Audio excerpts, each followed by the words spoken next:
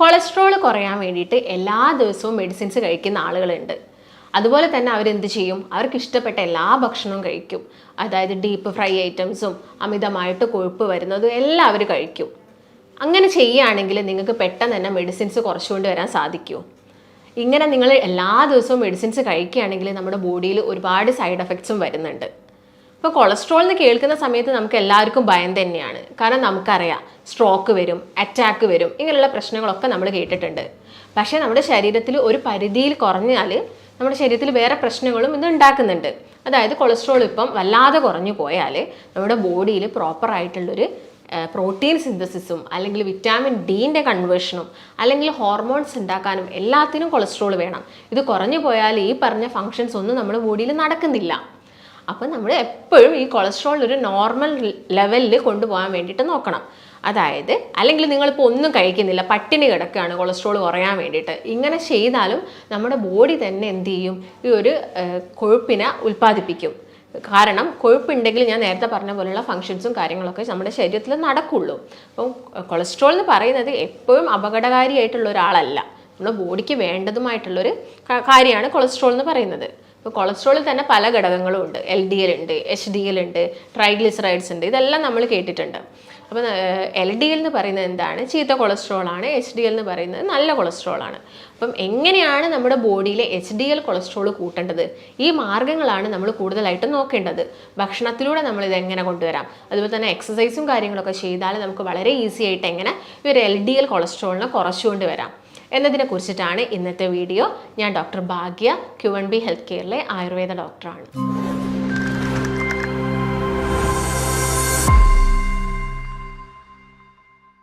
നമ്മുടെ ശരീരത്തിന് ആവശ്യമായിട്ടുള്ള അല്ലെങ്കിൽ നമ്മുടെ കോശങ്ങൾക്ക് ആവശ്യമായിട്ടുള്ള ഒരു കൊഴുപ്പ് കണികേനെയാണ് നമ്മൾ കൊളസ്ട്രോൾ എന്ന് പറയുന്നത്. അതിൽ തന്നെ നിങ്ങൾ കേട്ടിട്ടുണ്ടാവും ട്രൈഗ്ലിസറൈഡ്സിനെ കുറിച്ചൊക്കെ. അത് വളരെ മൈന്യൂട്ട് ആയിട്ടുള്ള ഒരു കൊഴുപ്പ് കണികയാണ് ട്രൈഗ്ലിസറൈഡ്സ്. ഈ പറഞ്ഞ ട്രൈഗ്ലിസറൈഡ്സ് കൂടിയാൽ നമ്മുടെ ബോഡിക്ക് പ്രശ്നങ്ങൾ തന്നെയാണ്. ഹാർട്ടിന് ഇഷ്ടമില്ലാത്ത അല്ലെങ്കിൽ വേണ്ടാത്തൊരു കൊളസ്ട്രോൾ ആണ് എന്ത്? ട്രൈഗ്ലിസറൈഡ്സ് എന്ന് പറയുന്നത്. പിന്നെ നമ്മളിൽ ഒട്ടുമിക്ക ആളുകളും കൊളസ്ട്രോൾ ചെക്ക് ചെയ്യുന്ന സമയത്ത് ലിപ്പിഡ് പ്രൊഫൈലൊക്കെ നോക്കാതെ അതിന് പകരം ടോട്ടൽ കൊളസ്ട്രോൾ മാത്രം നോക്കുന്ന ആളുകളൊക്കെ ഉണ്ട്. ഇപ്പം കൊളസ്ട്രോൾ കൂടിയാൽ ഞാൻ നേരത്തെ പറഞ്ഞ പോലെ തന്നെ അറ്റാക്ക് വരുന്നു, അതുപോലെ തന്നെ ഫാറ്റി ലിവർ പോലുള്ള പ്രശ്നങ്ങൾ വരുന്നു, പെട്ടെന്ന് സ്ട്രോക്ക് വരുന്നു, ഇങ്ങനെയുള്ള കാര്യങ്ങളൊക്കെ നമ്മൾ കേൾക്കാറുണ്ട്.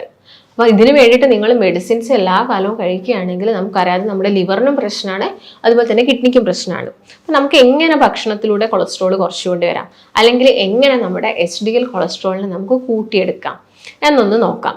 അപ്പോൾ നോർമലി നിങ്ങൾ കഴിക്കുന്ന ഭക്ഷണത്തിൽ എന്താണെങ്കിലും അരിയാഹാരം ഉണ്ടായിരിക്കും. പ്രത്യേകിച്ച് മലയാളികൾക്ക് അരിയാഹാരം ഇല്ലാതെ ഒരു ഡേ അവർക്ക് കംപ്ലീറ്റ് ചെയ്യാൻ പറ്റില്ല. അപ്പം ഇങ്ങനെ ആവുന്ന സമയത്ത് നമ്മൾ എന്ത് ചെയ്യണം? അരിയാഹാരത്തിൻ്റെ അമിതമായിട്ടുള്ള ഉപയോഗം ഒന്ന് കുറച്ചുകൊണ്ട് വരിക. അപ്പോൾ 3 നേരം അരിയാഹാരം കഴിക്കുന്ന ആളുകളാണെങ്കിൽ അത് ഒരു നേരത്തിലോട്ട് ചുരുക്കി കൊണ്ടുവരിക. എന്നിട്ട് ബാക്കിയുള്ള സമയത്ത് നമ്മുടെ ബോഡിക്ക് വേണ്ട എനർജിയും കാര്യങ്ങളും കൊടുക്കുന്ന ന്യൂട്രീഷ്യസ് ആയിട്ടുള്ള പ്രോട്ടീൻസും കാര്യങ്ങളൊക്കെ ഉൾപ്പെടുത്തുക. അപ്പം എല്ലാ ദിവസവും ഉച്ചയ്ക്ക് ഇപ്പം ചോറ് കഴിക്കുന്ന ആളുകളാണെങ്കിൽ നിങ്ങൾ ചോറിൻ്റെ അളവ് 1/3 ഭാഗം മാത്രം ആക്കിയിട്ട് ബാക്കിയുള്ളത് എന്ത് ചെയ്യാം? കറികളും തോരനും അങ്ങനെയുള്ള പ്രോബയോട്ടിക്സ് ആയ തൈരോ മോരോ അങ്ങനെയുള്ള എന്തെങ്കിലുമൊക്കെ കാര്യങ്ങൾ ആഡ് ചെയ്യാൻ വേണ്ടിയിട്ട് നോക്കുക. ഇപ്പം രാവിലെ ആകുന്ന സമയത്ത് ഒട്ടുമിക്ക ആളുകൾക്കും ഇതുപോലെ തന്നെ ബ്രേക്ക്ഫാസ്റ്റിന് എന്തെങ്കിലും ദോശയോ ഇഡ്ഡലിയോ ഒക്കെ ആയിരിക്കും കൂടുതലും താല്പര്യം ഉണ്ടാവുക. അത് നിങ്ങളൊന്ന് എന്ത് ചെയ്യുക? ഒന്നെങ്കിൽ ഒഴിവാക്കുക, അല്ലെങ്കിൽ കുറച്ചുകൊണ്ട് വരിക. ഒരു ഇഡ്ഡലിയൊക്കെ കഴിക്കുക, അല്ലെങ്കിൽ ഒരു ദോശ കഴിക്കുക. ഇതിൻ്റെ കൂടെ നിങ്ങൾ എന്ത് ചെയ്യാം? പ്രോട്ടീൻസ് ആഡ് ചെയ്യുക. നിങ്ങൾക്കിപ്പം പ്രോട്ടീൻസ് എന്ന് പറയുമ്പോൾ മുട്ട കഴിക്കാം, ഇല്ലെങ്കിൽ നേന്ത്രപ്പഴം ഇഷ്ടമുള്ള ആളുകളുണ്ടായിരിക്കും, ഡെയിലി നേന്ത്രപ്പഴം കഴിക്കുക. യാതൊരു പ്രശ്നവുമില്ല, നമ്മുടെ ബോഡിക്ക് എനർജി കിട്ടുകയും ചെയ്യും, കൊഴുപ്പ് അടിഞ്ഞു കൂടത്തുമില്ല. അതും നിങ്ങൾ എന്ത് ചെയ്യുക? രാവിലെ നിങ്ങളെ ഡയറ്റിൽ ഇൻക്ലൂഡ് ചെയ്യാൻ വേണ്ടിയിട്ട് നോക്കുക. പിന്നെ നമുക്ക് കൊഴുപ്പ് കുറയ്ക്കാൻ പറ്റുന്നതെന്ന് വെച്ചാൽ പാലും പഞ്ചസാരയും ഒന്നും ആഡ് ചെയ്യാതെ നിങ്ങൾ ചായ കുടിക്കുന്നുണ്ടെങ്കിൽ വലിയ പ്രശ്നമില്ല. ചായക്ക് പകരം കോഫി ഒക്കെ ആണെങ്കിൽ അത് കുറച്ചും കൂടി നമ്മുടെ അക്യുമുലേറ്റ് ചെയ്തിരിക്കുന്ന അല്ലെങ്കിൽ വന്ന് അടിഞ്ഞു കൂടി കിടക്കുന്ന കൊഴുപ്പിനെ കുറയ്ക്കാൻ വേണ്ടിയിട്ട് സഹായിക്കും. പിന്നെ നിങ്ങൾ ഉച്ചയ്ക്കൊക്കെ ചോറ് കഴിക്കുന്നുണ്ടെങ്കിൽ ഞാൻ നേരത്തെ പറഞ്ഞ പോലെ 1/3 ഭാഗം മാത്രം ചോറ് എടുക്കുക. ബാക്കിയുള്ളതെന്ന് പറയുന്നത് തോരനൊക്കെ ആണെങ്കിലും ഡീപ്പായിട്ട്, അതായത് ഇപ്പം എണ്ണയിൽ ഒരുപാട് സമയം വേവിച്ച് തോരൻ ഉണ്ടാക്കാതെ അത് കുറച്ച് വെള്ളത്തിലൊക്കെയാണ് വേവിക്കുന്നതെങ്കിൽ കുറച്ചും കൂടി നമ്മുടെ ശരീരത്തിന് നല്ലതായിരിക്കും.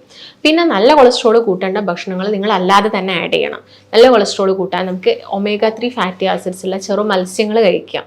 അതുപോലെ തന്നെ നട്ട്സുകളാണെങ്കിലും നിങ്ങൾക്ക് ബദാമൊക്കെ നന്നായിട്ട് കഴിക്കാം. കാഷ്യൂയുടെ ഉപയോഗം കുറച്ച് കുറയ്ക്കുക.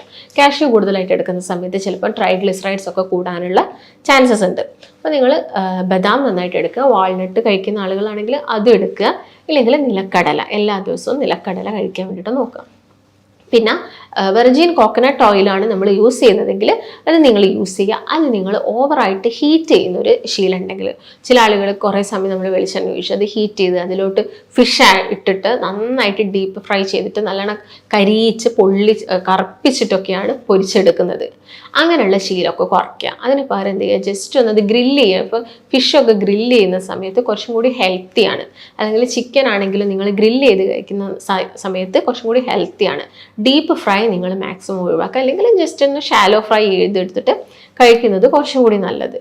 ആ ഒരു കാര്യം നിങ്ങളെ ഭക്ഷണത്തിൽ ഇൻക്ലൂഡ് ചെയ്യുക. പിന്നെ ഞാൻ നേരത്തെ പറഞ്ഞ പോലെ ചെറു മത്സ്യങ്ങളൊക്കെ എല്ലാം തന്നെ കഴിക്കുക, മത്തി അയല പോലുള്ളതൊക്കെ എല്ലാം തന്നെ കഴിക്കുക. പിന്നെ നമുക്ക് കൊളസ്ട്രോൾ പെട്ടെന്ന് എങ്ങനെ കുറച്ചുകൊണ്ട് വരാൻ നോക്കുന്നത്, ആളുകൾ കൂടുതലും പ്രിഫർ ചെയ്യുന്നത് ടിപ്പും കാര്യങ്ങളൊക്കെയാണ്. അതിന് നമുക്ക് കഴിക്കാൻ വരുന്ന ടിപ്പ് എന്ന് പറയുന്നത് സീഡുകളാണ്. സീഡുകൾ നിങ്ങളിപ്പോൾ പംകിൻ സീഡ്സ് അല്ലെങ്കിൽ ഫ്ലാക്സ് സീഡ്സ്, ഇതൊക്കെ പെട്ടെന്ന് കൊളസ്ട്രോൾ കുറയ്ക്കാൻ വേണ്ടിയിട്ട് സഹായിക്കും. അത് ഒരിക്കലും നിങ്ങൾ ഡയറ്റ് എടുക്കാതെ അല്ലാതെ എക്സസൈസ് ഒന്നും ചെയ്യുന്നില്ല എന്നിട്ട് ഈ ഒരു സീഡ്സ് മാത്രം കഴിച്ചുകൊണ്ടിരുന്നാൽ വലിയ പ്രയോജനമൊന്നുമില്ല. നിങ്ങൾ നന്നായിട്ട് ഡയറ്റ് എടുത്ത് എക്സസൈസ് ചെയ്യുന്നുണ്ടെങ്കിൽ നിങ്ങൾ ഈ സീഡും കാര്യങ്ങളൊക്കെ കഴിക്കുകയാണെങ്കിൽ നമുക്ക് HDL കൊളസ്ട്രോൾ കൂട്ടാനും സാധിക്കും. ഈ ചീത്ത അടിഞ്ഞുകൂടുന്ന കൊളസ്ട്രോളിനെ നമുക്ക് കുറച്ചുകൊണ്ട് വരാനും വേണ്ടിയിട്ട് സാധിക്കും. പിന്നെ ഒട്ടുമിക്ക ആളുകൾക്കും വേറെ എന്തെങ്കിലും ബുദ്ധിമുട്ടൊക്കെ വരുന്ന സമയത്തായിരിക്കും നിങ്ങൾ കൊളസ്ട്രോൾ ഒക്കെ നോക്കുന്നുണ്ടാകുക. പണ്ടൊന്നും ആളുകൾ ഈ ബ്ലഡ് ടെസ്റ്റ് ചെയ്യാൻ പോകുന്നതൊക്കെ വളരെ റെയറായിരുന്നു.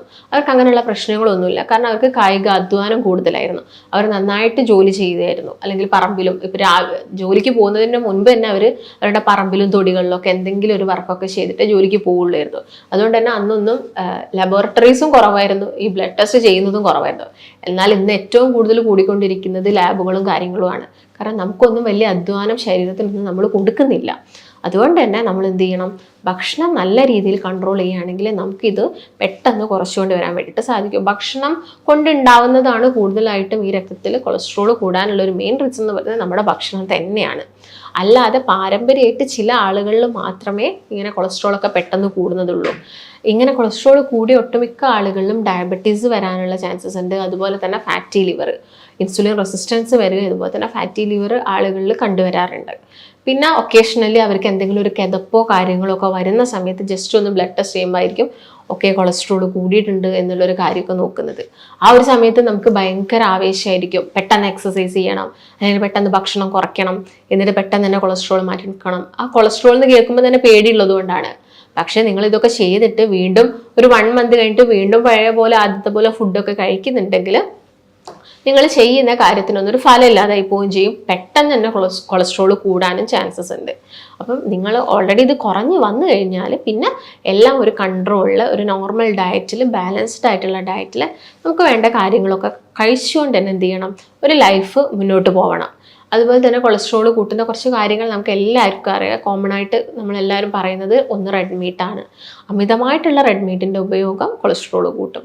പിന്നെ ഈ വനസ്പതി അല്ലെങ്കിൽ ഡാൽഡ പോലുള്ള ഓയിൽസ് കാര്യങ്ങളൊക്കെ, ഇതും കൊളസ്ട്രോൾ പെട്ടെന്ന് കൂട്ടും. അല്ലെങ്കിൽ സൺഫ്ലവർ ഓയിൽ കൂടുതലായിട്ട് ഒഴിച്ച് ഫുഡ് ഉണ്ടാക്കുന്ന സമയത്ത് കൊളസ്ട്രോൾ കൂടുതലായിട്ട് കൂടാറുണ്ട്. അതുപോലെ തന്നെ നിങ്ങൾ മധുരം കൂടുതലായിട്ട് കഴിക്കുന്ന ആളുകളാണെങ്കിൽ വരുന്നുണ്ട്.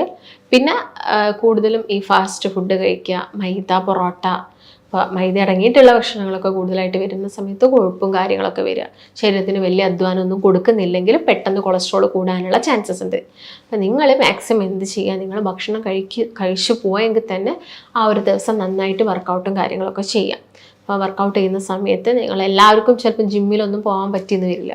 അപ്പം നോർമലി നിങ്ങൾ നടക്കുക. അപ്പോൾ നിങ്ങൾക്കിപ്പം കുറച്ച് ദൂരെ ബസ് സ്റ്റോപ്പിലോട്ടുള്ളതെങ്കിലും മാക്സിമം വാഹനങ്ങളൊക്കെ എടുക്കാതെ തന്നെ നന്നായിട്ട് കൈ വീശിയൊക്കെ നടക്കാൻ വേണ്ടിയിട്ടൊക്കെ നോക്കുക. അങ്ങനെയൊക്കെ ചെയ്യുന്ന സമയത്ത് നമുക്ക് വളരെ പെട്ടെന്ന് തന്നെ എന്ത് ചെയ്യാൻ പറ്റും, കൊളസ്ട്രോളൊക്കെ കുറച്ചുകൊണ്ട് വരാൻ സാധിക്കും.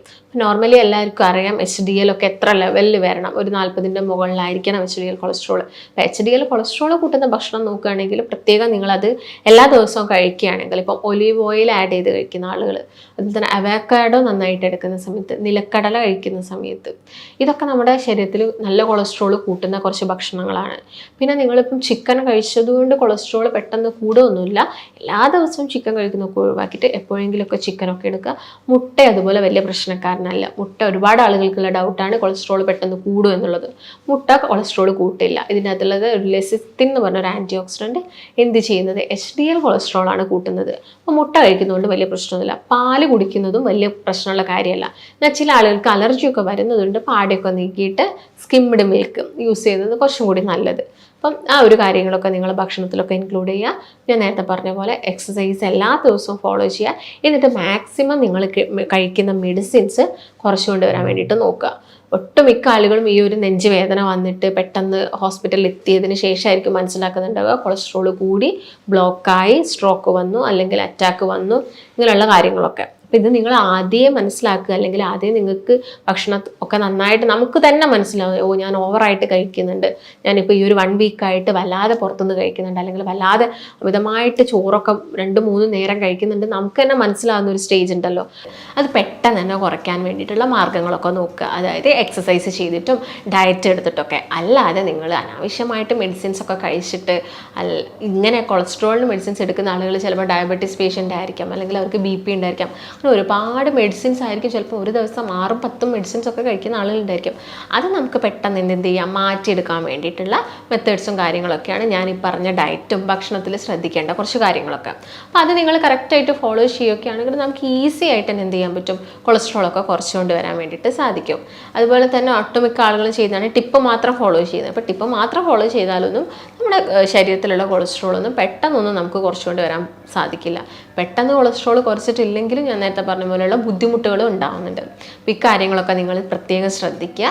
അപ്പോൾ നിങ്ങളിപ്പം ഇതിന് വേണ്ടിയിട്ടൊരു ഡയറ്റ് എടുക്കാൻ നോക്കുന്ന ആളുകളൊക്കെ ആണെങ്കിൽ, നിങ്ങൾക്ക് ഇതിനെക്കുറിച്ച് കൂടുതൽ അറിയാനൊക്കെ ആഗ്രഹമൊക്കെ ഉണ്ടെങ്കിൽ നമ്മുടെ ക്ലിനിക്കിലൊക്കെ ആണെങ്കിൽ നമ്മൾ പ്രോപ്പറായിട്ടുള്ള ഡയറ്റും കാര്യങ്ങളും ഡയറ്റീഷ്യനൊക്കെ നമ്മൾ പ്രൊവൈഡ് ചെയ്യുന്നുണ്ട്. അപ്പോൾ നിങ്ങൾക്ക് ഇതിനെക്കുറിച്ചുള്ള സംശയങ്ങളും കാര്യങ്ങളൊക്കെ ഉണ്ടെങ്കിൽ എന്ത് ചെയ്യുക, നിങ്ങൾ താഴെ കാണുന്ന നമ്പറിൽ കോൺടാക്റ്റ് ചെയ്യുക. നിങ്ങൾക്ക് മറ്റൊരു നല്ല ഹെൽത്ത് ടോപ്പിക്കുമായിട്ട് വീണ്ടും കാണാം. നന്ദി.